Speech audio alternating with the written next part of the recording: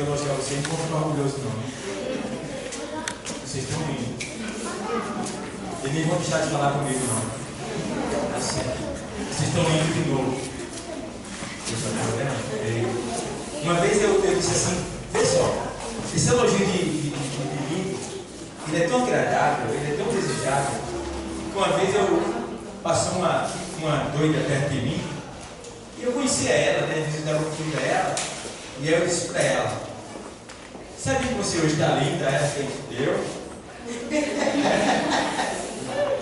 Vê, ela era meio maluca, que via toda suja e tal, mas quando eu disse, você hoje está linda, ela viajou. Né? Como é bom, né? Agradar, dizer palavras bonitas. Não sei como as pessoas se conformam em estar falando coisas erradas, chamando pornografia, né?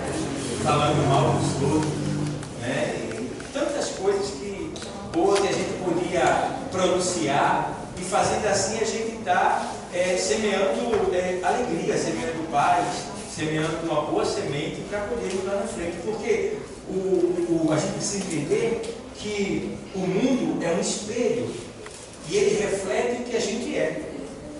Se eu sou grosso, eu vou encontrar pela frente o quê? Grosseria.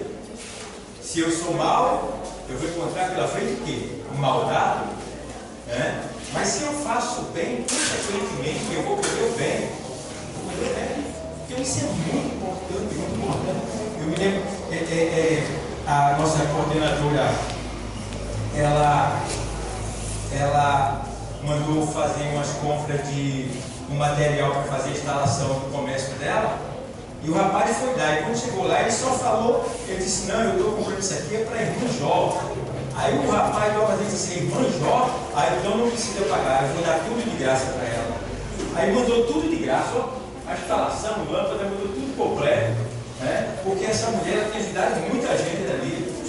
Pessoal, se ela estivesse fazendo isso, então cada semente que você planta, você colhe. Se ela foi boa, vai colher bons frutos. Se ela foi má, vai colher maus frutos. Então, planta o bem. Quer ser feliz na frente? Planta o bem. Tá? Vamos ver aqui em Gênesis 25.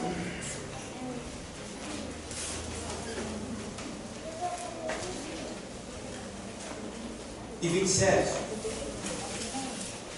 25 e 27 do livro de Gênesis. O texto sagrado diz assim: e cresceram os meninos, e Esaú foi varão perito na caça, varão do campo, mas Jacó era varão simples, habitando em tendas. E amava Isaque a Esaú, porque a caça era de seu gosto, mas Rebeca amava a Jacó. E Jacó cozera um guisado, e veio Esaú do campo, e estava ele cansado. E disse Esaú a Jacó: deixa-me, peço-te, comer deste guisado vermelho, porque estou cansado. Por isso se chamou o seu nome Edom, quer dizer vermelho. Então disse Jacó: vende-me hoje a tua primogenitura. E disse Esaú: eis que estou a ponto de morrer, e para que me servirá logo a primogenitura? Então disse Jacó: jura-me hoje. E jurou-lhe, e vendeu a sua primogenitura a Jacó. E Jacó deu pão a Esaú e o guisado da lentilha. E ele comeu e bebeu, e levantou-se e foi-se. Assim desprezou Esaú a sua primogenitura. Então, está aqui um texto de dois jovens, né? Dois filhos ali, né? Primeiro ponto que eu quero frisar aqui é que a palavra de Deus, ela é o ponto principal de toda a Bíblia. Não só da Bíblia, mas de tudo que existe, visível e invisível.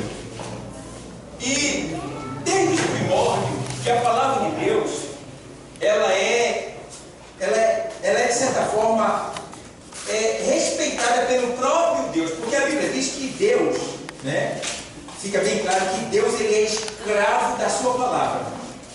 Quando a palavra dele sai, ele não pode voltar atrás, ele tem que fazer ela acontecer. Então, ele tem essa responsabilidade pela sua palavra. Então, desde os primórdios, que Deus honra a palavra, né?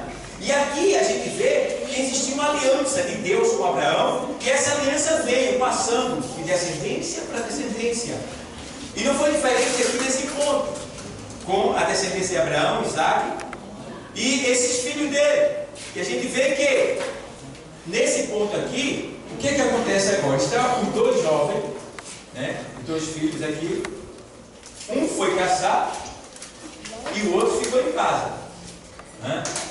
E quando o outro volta, o Esaú volta do campo, ele volta cansado, né? Ele volta cansado. E Jacó em casa tinha feito um guisado, vermelho, gostoso, bonito, cheiroso, atraente, delicioso, apetitoso. E quando Esaú vem, ele sente o cheiro e ele diz para Jacó: dá-me um pouco do teu guisado. Só que Jacó, aqui, ele é esperto. Jacó, ele sabia que Esaú ele tinha primogenitura de certa forma. E a primogenitura é a porção dobrada de toda a herança do pai. É o direito de dirigir os cultos religiosos dentro de casa, a adoração a Deus, né? Consistia em tomar frente de tudo depois do seu pai. Então Jacó se ligou nisso daí. E Jacó disse: eu quero essa primogenitura para mim. Vou aproveitar agora. Você precisa estar muito atento, principalmente você, jovem, porque existe alguém que está querendo tirar a sua primogenitura, que hoje simboliza a tua salvação, tá? O direito de adorar, o direito de ter a porção dobrada. Por que porção dobrada? O mundo tem uma porção terrena, mas nós temos duas porções, a terrena e a do céu. E entende bem uma coisa: Jacó agora vai negociar, porque ele tem interesse em tirar o que Esaú tinha. E agora ele faz uma oferta carnal. Agora, o que eu observo aqui? É que Esaú, ele não valorizava as coisas espirituais. E esse é o nosso grande erro. É não valorizar os princípios espirituais. Porque tudo que a gente é, e tudo que a gente tem, e tudo que acontece na nossa vida, primeiro acontece no mundo espiritual. Tudo acontece primeiro no mundo espiritual. Se eu sou obediente, adorador a Deus, obediente a Deus, servo de Deus, eu estou dando força, impulso, energia, eu estou impulsionando o mundo espiritual a vencer, a estar a meu favor, a trabalhar a meu favor, né? E na medida que eu vou obedecendo e servindo, eu vou impulsionando o mundo espiritual a me servir, a me ajudar. E aí logo o que aconteceu no mundo espiritual vai refletir no mundo material.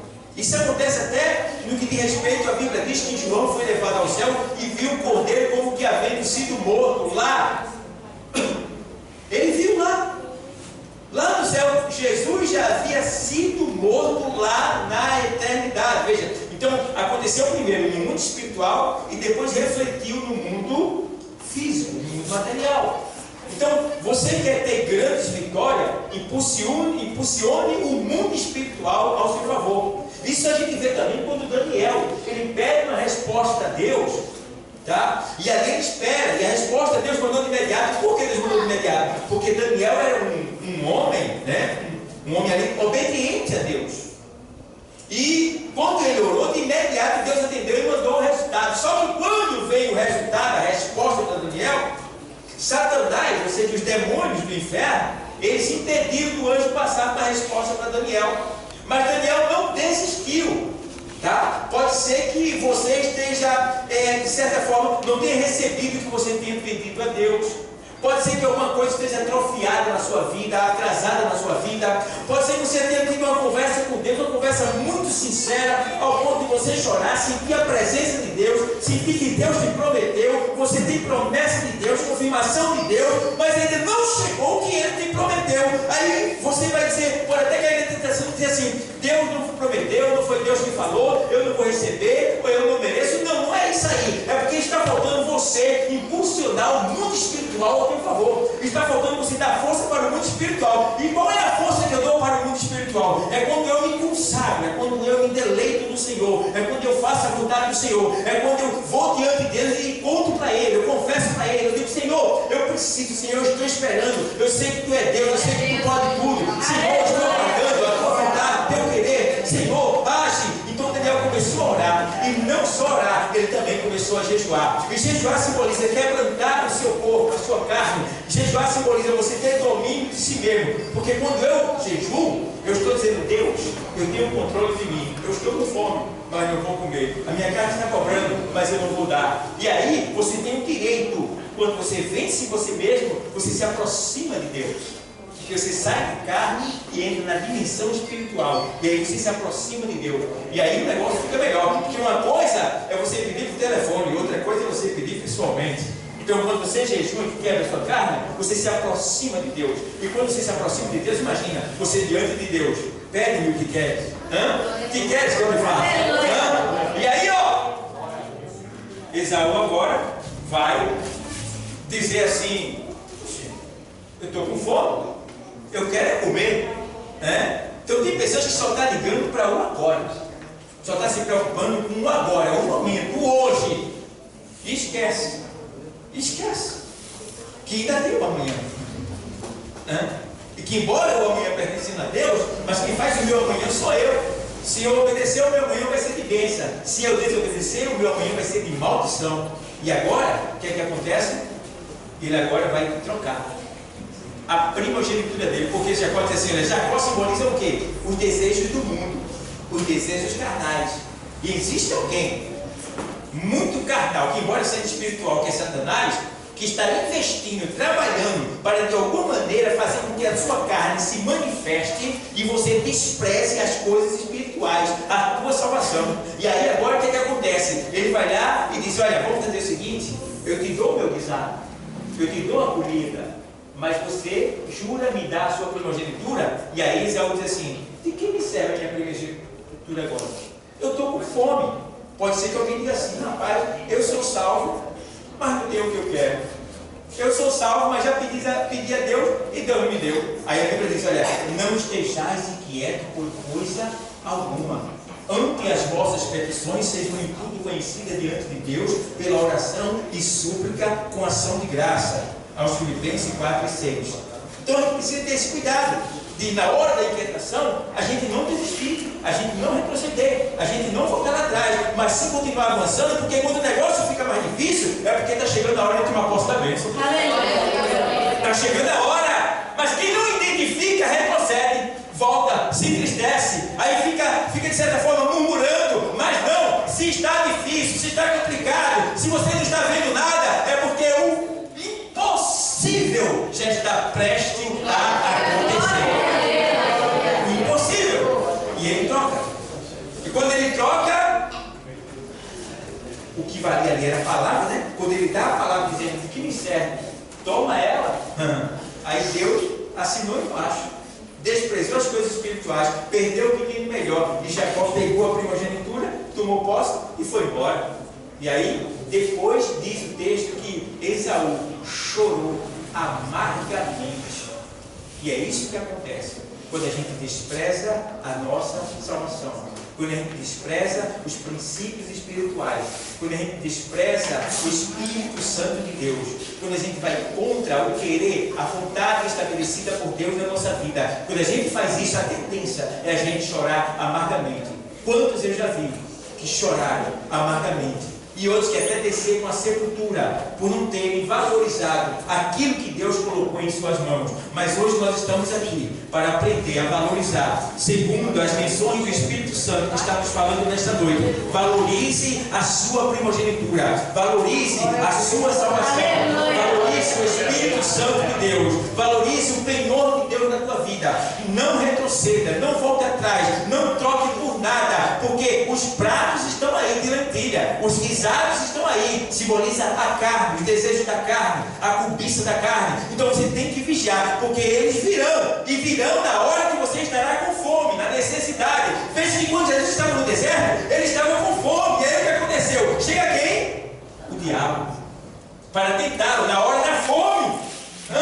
E chega até uma expressão dizendo assim: se tu és o Filho de Deus, ó, só que, ei, Sil, antes de vir a tentação, Deus te prepara. Deus te prepara. Até o próprio Jesus foi preparado. Porque a Bíblia diz que quando, vê bem, quando Jesus sai da água, o Espírito Santo vem sobre ele. E aí o que é que Deus diz do céu? Este é o quê? Este é o meu filho, em quem me comprazo. Deus já sabia que Jesus, em forma humana, em forma de homem, mesmo sendo 100%, mas homem também 100%, ele ia ser atacado nesse ponto. E é justamente quando Jesus está lá, fraco, debilitado, cansado, sedento, faminto, que chega o diabo e bate aonde? No ponto que Deus já havia preparado ele lá no batismo. Se tu és filho, mas ele tinha confirmado para ele: tu és o meu filho. Você é filho de Deus. Aleluia.